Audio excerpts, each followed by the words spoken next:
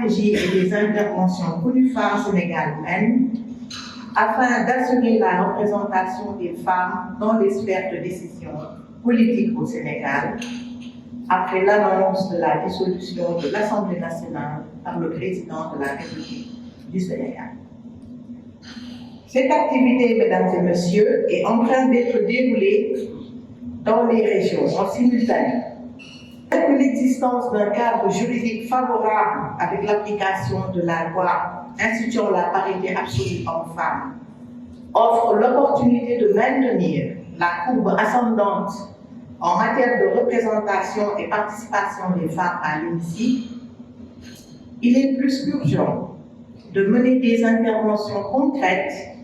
visant à créer les conditions d'une participation qualitative des femmes candidates à travers le renforcement de capacités,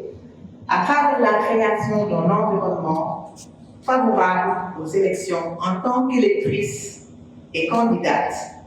et la sensibilisation des acteurs sur la nécessité de tenir des élections apaisées. Mesdames, Messieurs, UNIFAR est l'entité des Nations Unies pour l'égalité des sexes et l'autonomisation des femmes,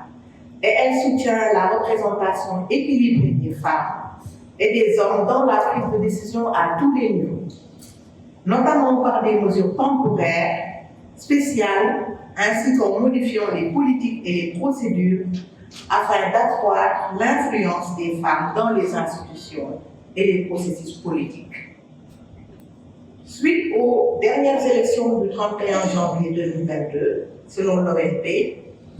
sur 165 députés, 73 sont des femmes et représentent 44% contre 56% pour les hommes. Le Sénégal occupe la 4e place au niveau africain et la 18e sur le plan mondial selon le classement de l'Union interparlementaire et la représentation des femmes dans les parlements nationaux. Le taux de représentativité des femmes au sein de l'Assemblée nationale a évolué à travers les différentes mandatures, surtout après le vote de la loi sur la parité. Toutefois, malgré ces initiatives, nous devons encore continuer pour arriver à 50-50. Raison pour laquelle nous souhaitons que les femmes parlementaires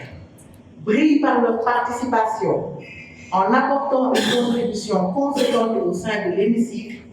qui incarne le pouvoir législatif en tant qu'elle exerce, au-delà de la fonction de voter des lois, le pouvoir d'évaluation et de contrôle de l'action gouvernementale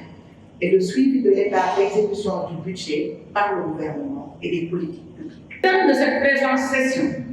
axé sur un triptyque aux défis complexes et croisés, que sont la communication politique en période électorale, la connaissance du cadre juridique du processus électoral et la prévention de la violence a été bien pensée. En effet, nous savons tous le rôle central qu'occupe la communication politique en période électorale, car elle constitue un vecteur puissant pour influencer le vote,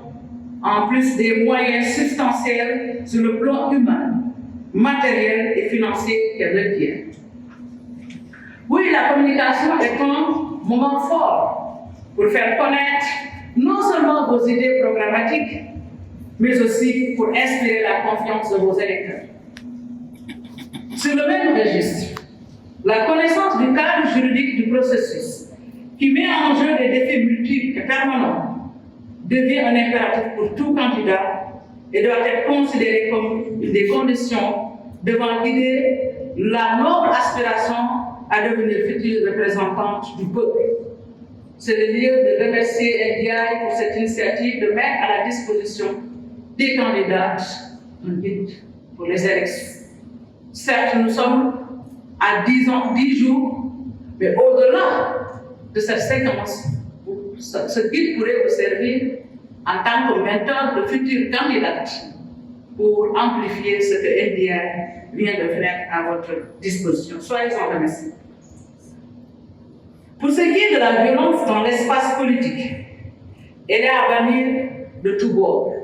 politique, vous excuserez la répétition, et plus particulièrement quand elle est faite à l'égard des femmes. Je disais tantôt à mon professeur que nous sommes en pleine négociation africaine pour l'adoption d'une convention pour l'élimination des violences à l'égard des femmes et des filles, et la violence faite aux femmes dans l'espace politique est au cœur des dispositions de cette convention, juste pour vous dire combien cette thématique est importante dans le système de protection des femmes et des filles du continent en général et de notre pays en particulier. C'est pourquoi il est heureux de saluer la coïncidence de ces joutes électorales avec le mois d'août au démarrage de la campagne de séjour d'activisme contre les violences faites aux femmes que nous attendons dans les tout prochains jours. Et à l'heure, les femmes nous rappellent le rang que nous occupons au plan africain, quatrième, c'est bien, au plan mondial, mais cela ne devrait pas, ces chiffres ne devraient pas masquer la réalité des faits. Si on se réfère aux données de la dernière législature, qui était de 42,2% de représentation féminine, il est possible d'espérer d'avoir, pour ces présences de séance, une parité optimale à Darfour dans la voie d'une parfaite. On m'a parlé de 50-50, mais connaissant le système électoral sénégalais, c'est un objectif qui va être difficilement atteignable, mais nous pouvons optimiser la représentation féminine pour aller au-delà de ces 44,2%. J'ose compter sur le génie féminin pour qu'en plus d'une représentation paritaire en croissance, que cette émanation se reflète effectivement dans les organes décisionnels de l'Assemblée nationale, notamment le bureau et les commissions, mais aussi au niveau du débat parlementaire. Je ne vais pas revenir sur les détails. Nous osons espérer que nous aurons un débat parlementaire de haute facture avec des hommes et des femmes qui mèneront un travail de qualité, mais un travail où l'agenda de la femme, notamment la protection des droits des femmes et leur autonomisation, sera au cœur de vos actions. C'est le lieu de vous dire que le ministère de la Famille et des Solidarités a une collaboration naturelle avec les femmes parlementaires, quelles que soient les législatives, et nous espérons vous voir converger avec nous autour de nos idéaux communs très prochainement.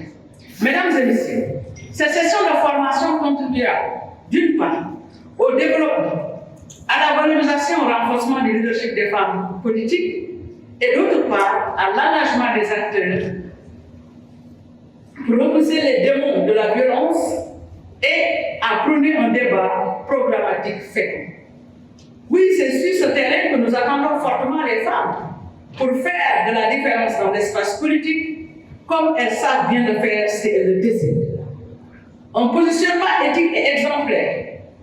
pour vos électeurs et sympathisants est à notre portée, et nous espérons que cet atelier vous apportera les connaissances supplémentaires pour prêcher la bonne parole, mais aussi pour vous distinguer. Chères sœurs et candidates, c'est le moment de vous témoigner toute notre admiration pour votre engagement, mais aussi pour le symbole que vous incarnez dans la marche de notre démocratie, qui repose à la fois sur les deux forces qui composent notre nation, que sont les hommes et les femmes. Mesdames, renforcer nos capacités en tant que femmes et être leader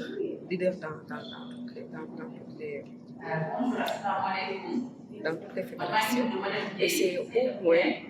de faire passer le message des populations dans les différentes fédérations et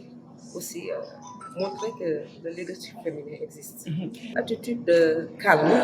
de zèle, de réfléchir. Voilà, quand une femme exprime la volonté des populations dans un cadre, dans un état d'esprit très free, comme on dit en anglais, et surtout montrer que le leadership féminin existe et il est là pour les populations, il est là pour l'émergence même de notre pays.